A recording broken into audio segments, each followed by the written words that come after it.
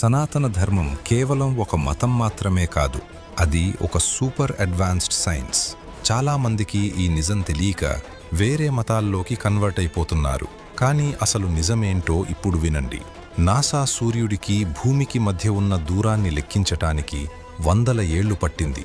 కానీ యుగాల క్రితమే రాసిన హనుమాన్ చాలీసాలో యుగ సహస్రయోజన పరభాను అంటూ ఆ దూరాన్ని ఖచ్చితంగా చెప్పారు.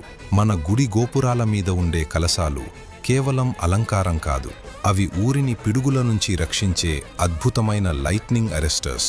మనం చేతులు కలిపి హలో చెప్పం, నమస్కారం అంటాం.